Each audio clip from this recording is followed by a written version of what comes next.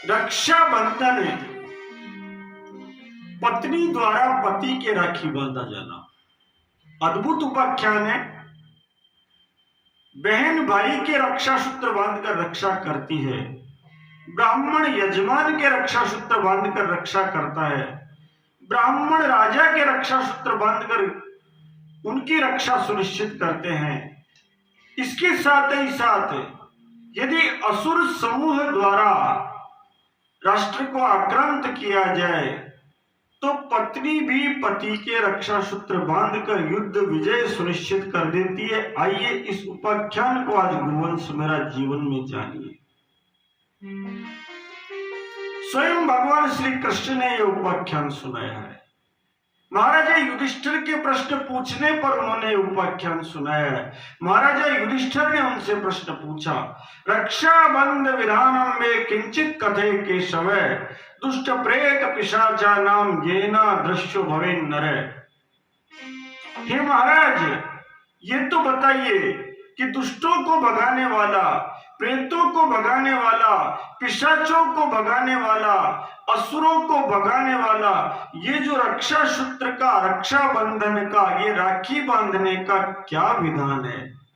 हे महाराज, सर्व रोगोपशमनम सर्व अशुभ विनाशनम, सारे रोगों का नाश करने वाला, सारे अशुभ कृत्यों का विनाश करने वाला ये जो रक्षा बंधन है, इसका विधान क्या है? तब तो भगवान श्री कृष्ण प्रसन्न मन से कहते हैं, सुनो पांडव शार्दूल इतिहासम पुरातनम।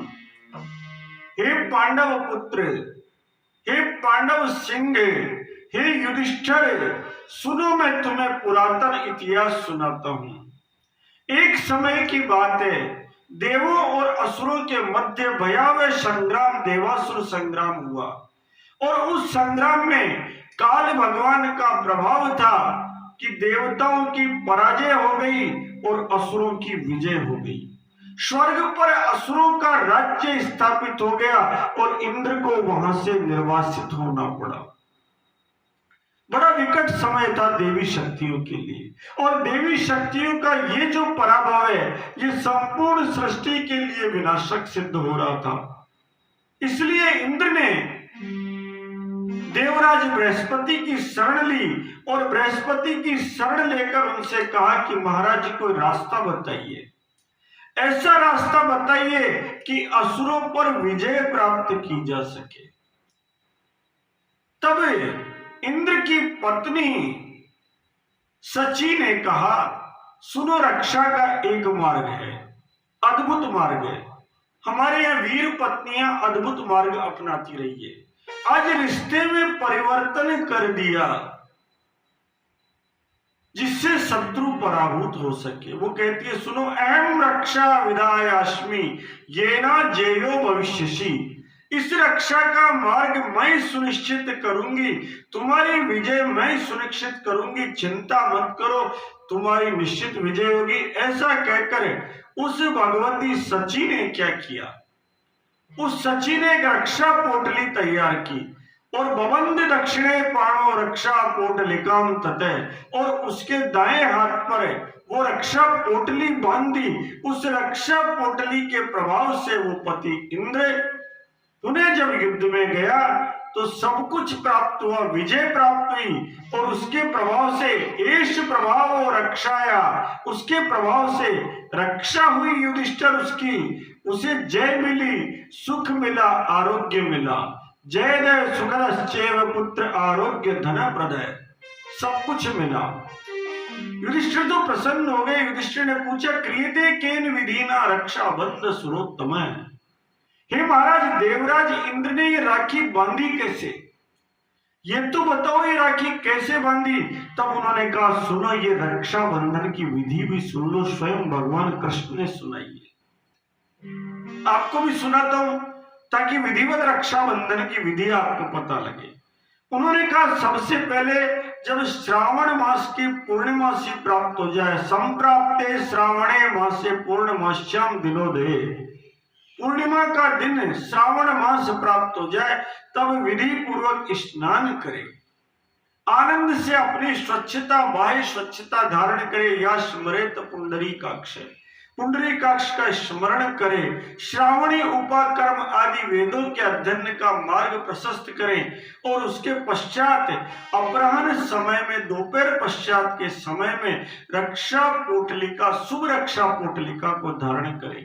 किस प्रकार धारण करें? जैसे इंद्र ने धारण की थी। युधिष्ठिर सबसे पहले अपने घर को गोबर से लीपे। अब देखिए रक्षाबंधन का कितना गोबर का महत्व है। ये गोबर की राखी है, आप इसे देखिए, ये गोबर की राखी है, कितनी सुंदर राखी है। ये रक्षाबंधन का महत्व अगर ये अपना लिया जाए तो आज के युग में गाय और गोवंश की रक्षा सुनिश्चित करना, अरे साहब, एक भारत राष्ट्र में 70 करोड़ राखी बिकती है। गाय का गोबर इतना महंगा हो जाएगा कि उसकी रक्षा हो जाएगी, और इसीलिए तो ये सब सुना रहा हूं आपको पढ़ पढ़कर। सबसे पहले गोबर से चौका लगाए, चौका लगाने के बाद एक कलश स्थापित करें, और कलश स्थापित करने के बाद एक वस्त्र लेकर के, वस्त्र के अंदर सोने की फांस, चावल और उसके साथ सरसों, ये शास्त्रोक्त रखिए। इसकी पोटली बनाकर धागे से बांधकर और दाएं हाथ पर राजा के बांधे, ब्राह्मण बांधे तो भी पवित्र काम करती है। और रक्षा सूत्र जब बांधे तब मंत्र बोल दे, ये बद्धो बलि राजा दानवेंद्रो महाबले तेन त्वाम बदनामी रक्षे मांचल मांचल। ये मंत्र बोल करके वो रक्षा सूत्र बांधे तो रक्षा सुनिश्चित हो जाती है। इंद्र के इसी प्रकार उसकी पत्नी ने राखी बांधी। हम भी यदि केवल इतना कर लें, युद्ध क्षेत्र पर तो पति को भेजना बहुत हर एक के लिए संभव नहीं है, जटिल है, पर अपने भाई की रक्षा करें, अपने समाज की रक्षा करें। और सबके हानिकारक प्लास्टिक की राखियां जो चीन से बनकर शत्रु राष्ट्र से आ रही है, बारंबार निवेदन है, उन राखियों से बचे, उनसे सुरक्षा नहीं असुरक्षा होती है।